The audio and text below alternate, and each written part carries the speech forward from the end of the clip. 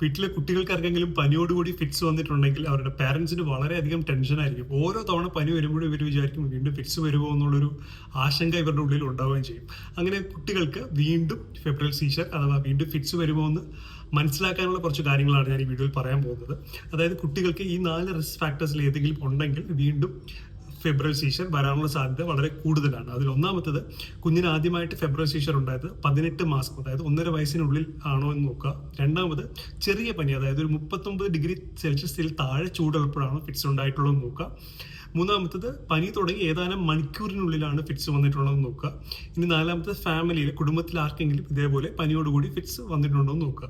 ഈ 4 റിസ്ക് ഫാക്ടറുകളിൽ ഒരു റിസ്ക് ഫാക്ടറും ഇല്ലെങ്കിൽ കുഞ്ഞിന് വീണ്ടും അടുത്ത ഒരു 2 വർഷത്തിൽ ഇതുപോലെ ഫെബ്രൽ സീഷർ അതായത് പനിയോടുകൂടി ഫിറ്റ്സ് വരാനുള്ള സാധ്യത വെറും 4% മാത്രം കേട്ടോ. ഇനി പറഞ്ഞ 4 കാര്യങ്ങളിൽ ഏതെങ്കിലും ഒരു റിസ്ക് ഫാക്ടർ മാത്രമാണ് ഉള്ളെങ്കിൽ കുഞ്ഞിന് വീണ്ടും ഫിറ്റ്സ് വരാനുള്ള സാധ്യത ഏകദേശം ഒരു 25%. ഈ പറഞ്ഞതിൽ ഏതെങ്കിലും 2 റിസ്ക് ഫാക്ടേഴ്സ് ഉണ്ടെങ്കിൽ കുഞ്ഞിന് പനിയോടുകൂടി ഫിറ്റ്സ് വരാനുള്ള സാധ്യത ഏകദേശം ഒരു 30%. അതേപോലെ 3 റിസ്ക് ഫാക്ടേഴ്സ് ഉണ്ടെങ്കിൽ ഏകദേശം ആ റിസ്ക് ഫാക്ടർ ഇപ്പോൾ വരാനുള്ള ചാൻസ് ഏകദേശം ഒരു 60%-ഓളം കൂടും. ഇതിൽ 4 റിസ്ക് ഫാക്ടേഴ്സും ഉണ്ടെങ്കിൽ കുഞ്ഞിന് വീണ്ടും പനിയോടുകൂടി ഫിറ്റ്സ് വരാനുള്ള സാധ്യത ഏകദേശം 75%. അപ്പോൾ ഈ റിസ്ക് ഫാക്ടേഴ്സ് ഒക്കെ ഉണ്ടെങ്കിൽ നമുക്ക് അത് ഒരു പ്രിപ്പയർഡ് ആയിട്ടിരിക്കാം. അങ്ങനെ വീണ്ടും വരാനുള്ള സാധ്യത ഉണ്ട് എന്ന് മനസ്സിലാക്കി അതിന് വേണ്ട പ്രിക്കോഷൻസ് ഒക്കെ എടുക്കാൻ സാധിക്കും. അപ്പോൾ ഈ അറിവ് മറ്റുള്ളവരിലേക്കും കൂടി ഷെയർ ചെയ്യുക. Thank you.